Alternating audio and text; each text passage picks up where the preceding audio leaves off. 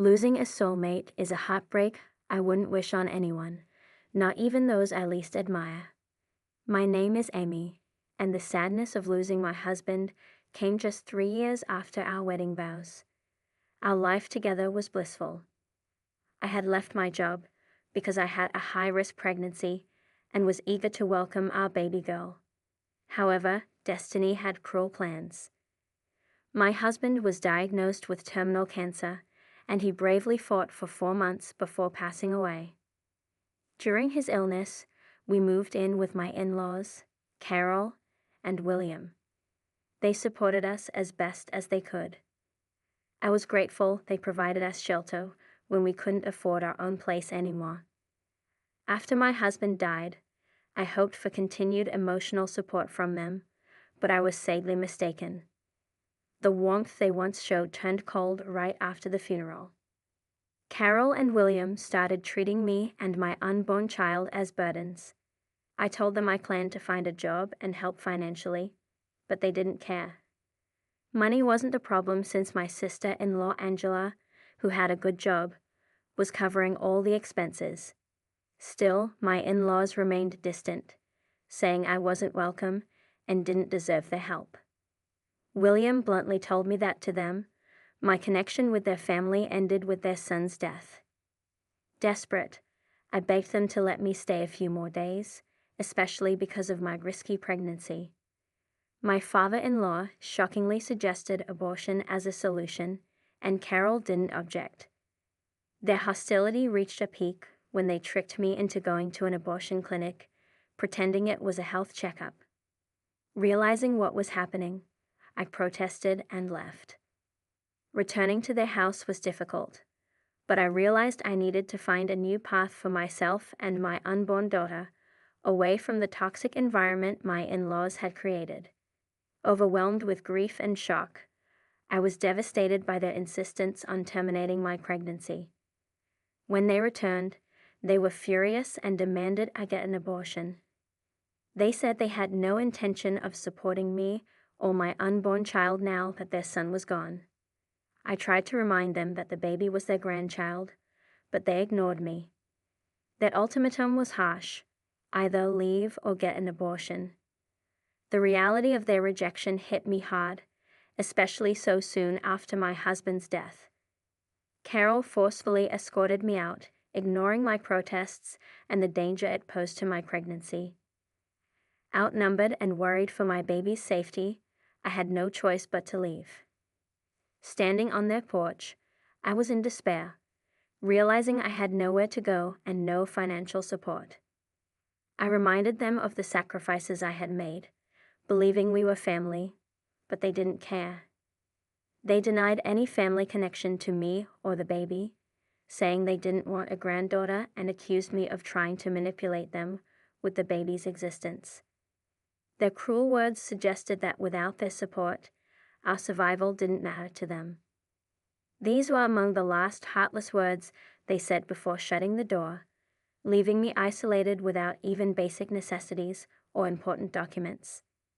In that moment, I faced the harsh reality of their complete rejection and indifference towards me and their grandchild. Sitting on the porch, enveloped in despair, I felt utterly shattered and powerless. After crying uncontrollably for about 30 minutes, Carol and William confronted me again, demanding to know why I was still there and insisting I leave their property immediately. They threatened to call the police if I didn't leave, which was the final push I needed to understand they were serious. Fearful for my safety and that of my unborn child, and knowing I had no legal standing since my name wasn't on the lease, I gathered my strength and began to walk away, tears streaming down my face. I walked a few blocks, feeling lost and overwhelmed. I decided to call Angela, holding on to a sliver of hope that she might offer me some support. As soon as she answered, my emotions, amplified by pregnancy hormones, burst forth uncontrollably. Somehow, through my sobs, I managed to tell her where I was but couldn't say much more. Angela, alarmed by my distress, quickly came to pick me up. Angela's home became a safe haven for me. She gently comforted me, reminding me to try and control my tears for the baby's sake. She didn't ask for details, but focused on helping me feel better, even preparing food and a smoothie to calm me down. Once I was somewhat calmer, Angela, with a serious tone, urged me to tell her what had happened. Her assurance of support, no matter what, was comforting to me. I hesitated, knowing that her parents were involved in my problems might change things between us. Angela, something significant happened.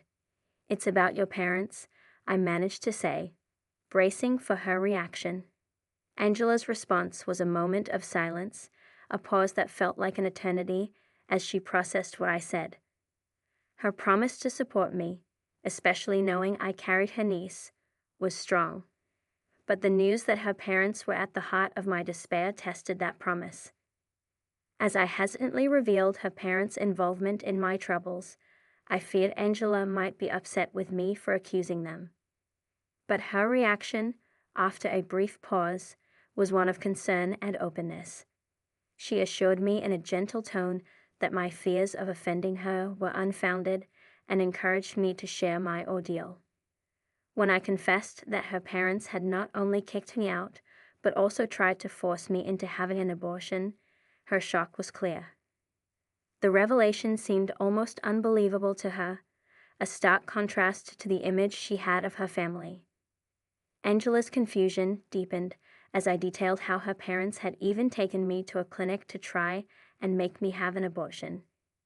This plan was stopped only by the understanding staff at the clinic.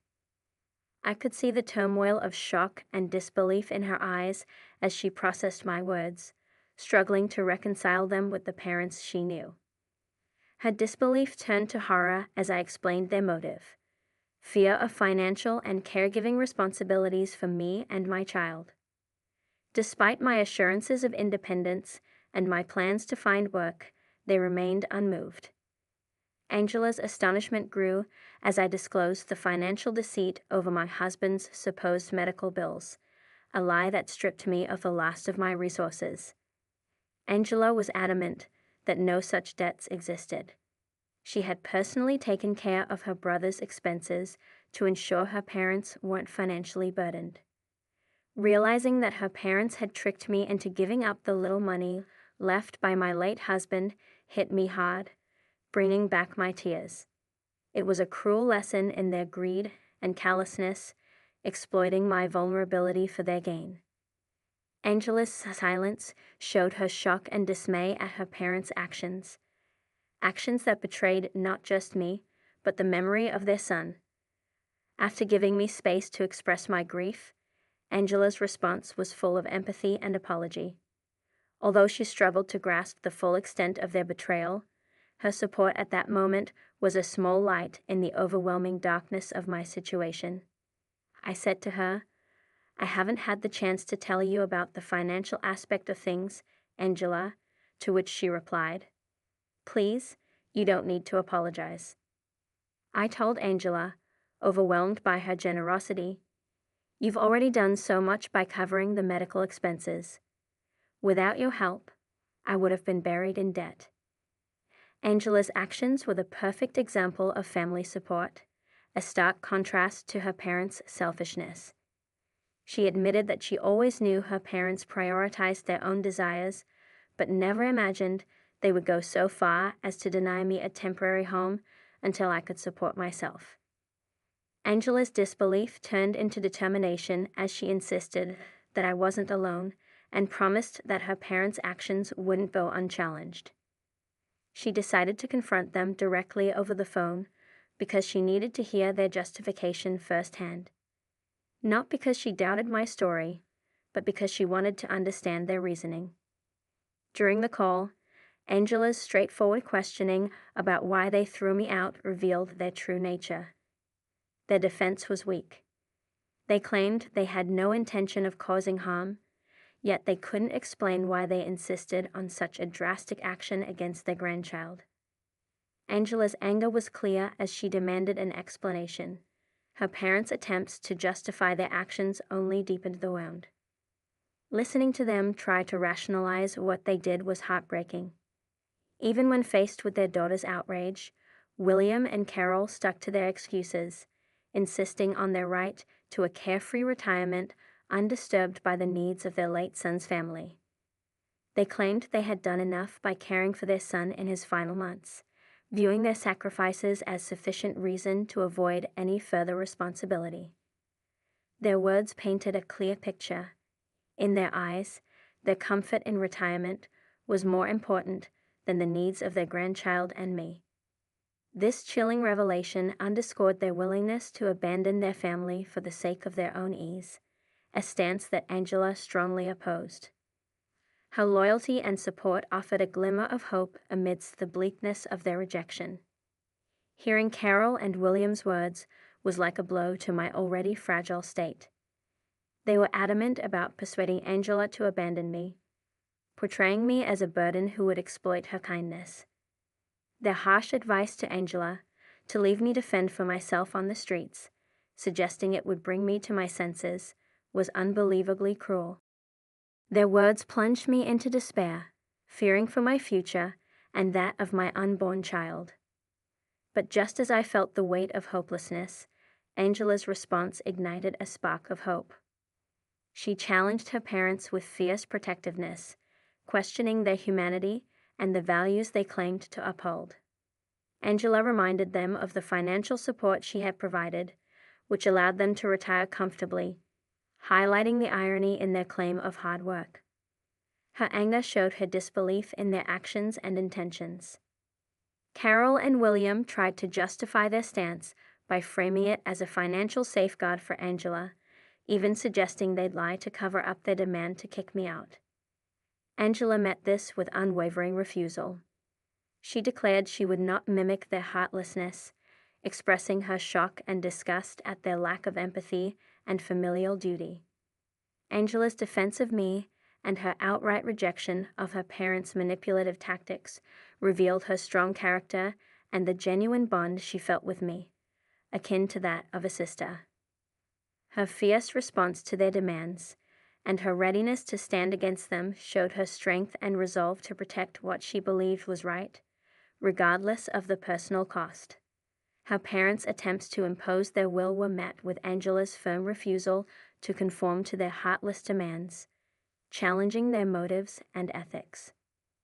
Angela's stance not only defended me, but also upheld the memory of her brother, reflecting her deep love for him and respect for the family ties her parents were so quick to dismiss. Her courage and integrity in the face of such family adversity were a beacon of hope in what felt like an endless night. Angela's bold declaration that she would cease her financial support was a significant turning point, leaving William and Carol shocked. They had never anticipated that Angela would take such a drastic step in my defense. Even I was surprised by Angela's determination to stand up for me so firmly. William and Carol were in disbelief, unable to grasp the reality that Angela was serious about redirecting her support from them to me and my unborn child. Their reaction to Angela's stance was a mixture of confusion and denial, questioning if she really intended to cut them off financially over what they dismissively called a stupid woman. Angela's resolve was unshakable. She corrected them, emphasizing my importance and her commitment to support me and her future niece instead of funding the comfortable lifestyle of her parents, who were more than capable of managing on their own. Her declaration marked an end to their exploitation of her generosity, signaling a new priority: my well-being and that of my baby. This stance by Angela left William and Carol scrambling, their earlier confidence dissolving into panic as they faced the real possibility of having to fend for themselves financially. They attempted to backtrack quickly from their initial demand for my departure to a sudden willingness to welcome me back, which was a clear sign of their desperation. They even went so far as to retract their insistence on abortion, suggesting a newfound readiness to figure things out. Angela then passed the decision to me, her smile signaling a power shift. It was my moment to address the situation, to highlight their wrongful actions and seek accountability. Calmly, I voiced my doubts about their sincerity, pointing out their egregious behavior and the lack of a genuine apology. Confronted with this, William and Carol hastily offered their apologies, a stark contrast to their previous stance. They expressed regret for their actions and extended an invitation for me to return, promising to make amends. This sudden change of heart was a testament to Angela's influence and the realization that their financial stability was at stake. The situation underscored the power of standing united against unfairness and manipulation, shifting the dynamics in a way that demanded respect and acknowledgement of wrongdoing.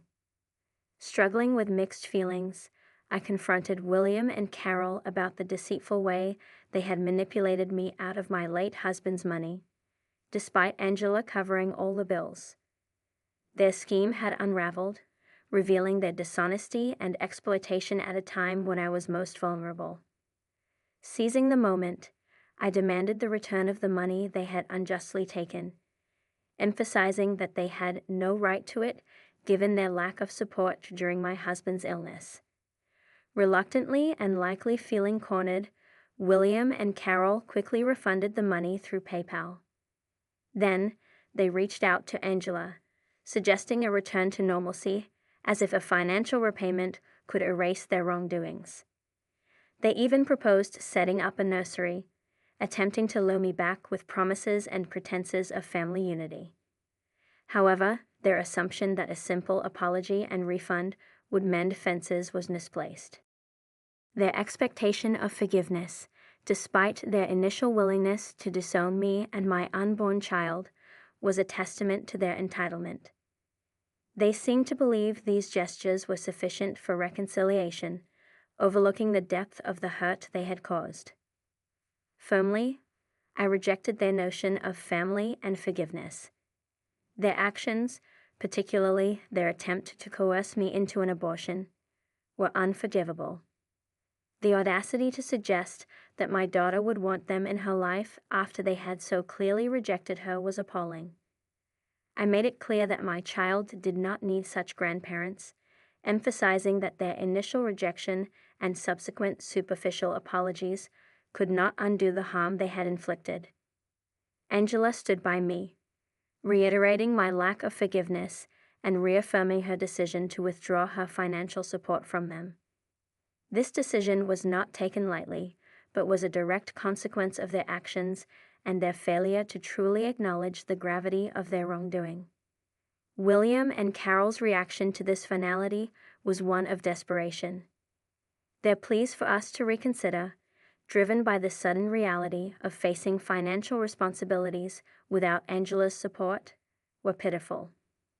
Their earlier confidence evaporated, leaving them to reckon with the consequences of their actions, a fitting end to their manipulative attempts to control and discard us according to their whims.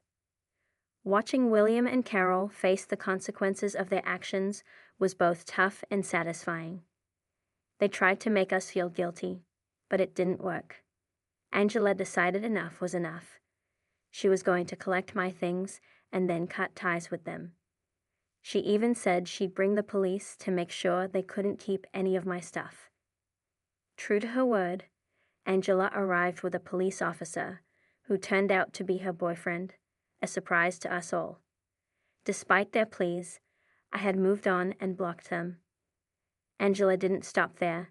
She told her whole extended family about what had happened. They were appalled by William and Carol's behavior and rallied around me instead. In the time leading up to my daughter's birth, I was wrapped in a cocoon of love and support. I landed a job through a friend, set to start once daycare was sorted for my little one. For now, I'm staying with Angela, who's been encouraging me to save up for a house to secure our future. Her boyfriend has been an incredible support system. I managed to get a restraining order against William and Carol, thanks to statements from the abortion clinic, ensuring they stayed away from my child and me. My baby girl is healthy and blessed with her father's dark eyes. Seeing them for the first time brought tears to my eyes, and Angela has been my rock through this, choosing to sever ties with her parents permanently. Life took a turn for William and Carol. They've downsized to a small apartment and had to return to work because of financial strain. It seems karma has come full circle, placing them in the very situation